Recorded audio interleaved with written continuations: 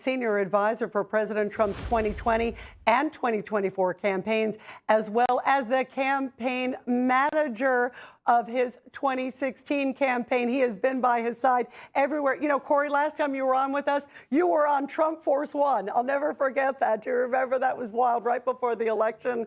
You're in a different vehicle now. I can see that. But what do you make of this? I want to go back to these images of what's happening right now as we speak in Paris. Let's show, if we could, some of those images again, because this is truly history in the making. How important is this first big visit for President Trump overseas, and what could come out of this meeting that's happening as we speak, Corey? You know, Rita, I had the chance to spend some time with President Trump Thursday at Mar-a-Lago. We talked about this trip that he was going to take over to Paris to see the beautiful opening of a historic cathedral. But more than that, it shows once again the dominance of Donald Trump on the world stage and how world leaders have all but finished with Joe Biden and know that Donald Trump is the one who's running this country now. And Vladimir Zelensky, who's been an incredible salesman for his people, someone who has come to this country and pillaged our coffers for tens of billions or hundreds of billions of dollars to help rebuild his country. He now understands that there is new leadership in the United States of America that's going to put America first. So Emmanuel Macron, Vladimir Zelensky, other world leaders have to now recognize that Donald Trump has a different view on the world stage. And that view is America first. It doesn't mean America alone, but it does mean Americans are going to come first. You know, it's amazing. You hit it on the head, Corey. It is like Joe Biden who? It really is extraordinary. And the juxtaposition, he was over there in Africa, he's over in Angola, he's falling asleep, literally, as the guy is speaking about important pivotal issues. And it's sort of what a juxtaposition from that to what we are seeing right now. President Trump hasn't even gone back to the Oval Office yet. I've almost never seen a president-elect do so much in the time from his transition from the election to going back in. And again, here we're looking at these images of Joe Biden asleep, tired, weary. There's a new energy. There's a new step. Don't you feel it? Like sort of everywhere.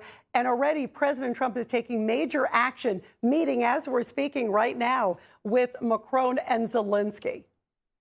You know, Rita, it reminds me very much, and some of your viewers remember this, of when Ronald Reagan came in after the failed administration of Jimmy Carter. And that's where we are. This is Donald Trump coming in after the failed administration of Joe Biden and re-establishing the United States as the premier superpower in the world.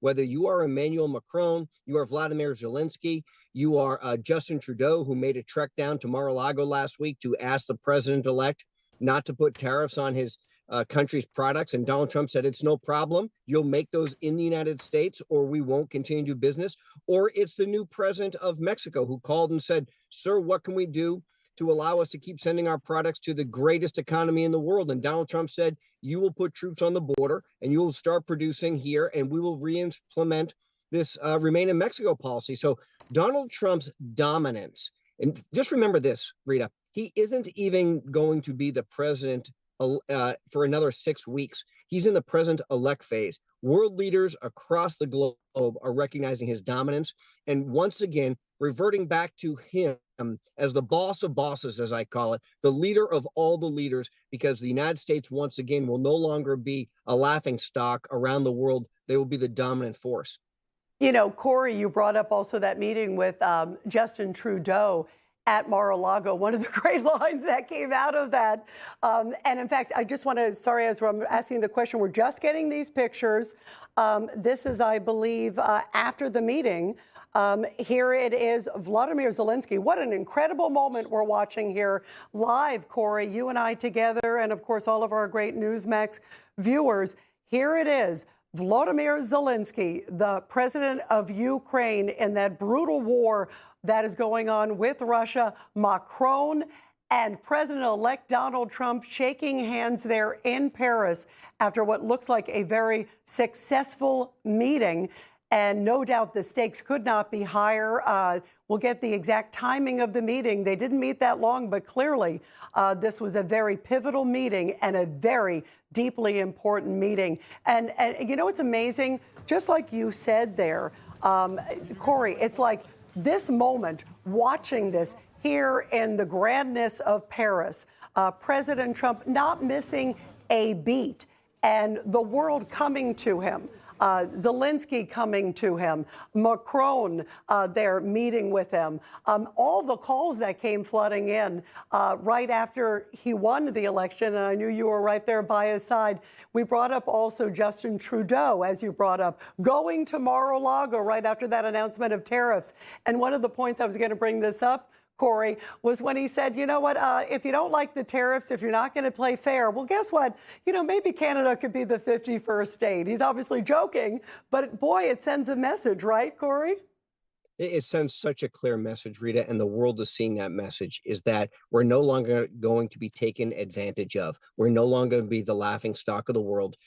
These foreign countries aren't going to continue to eat our lunch. So the American people can compete with anybody if there is a level playing field. And when you look at the team that Donald Trump is assembling around him, that includes my friend Peter Navarro. It includes some phenomenal elected officials and people who understand what the Trump agenda is. We're going to seal the border.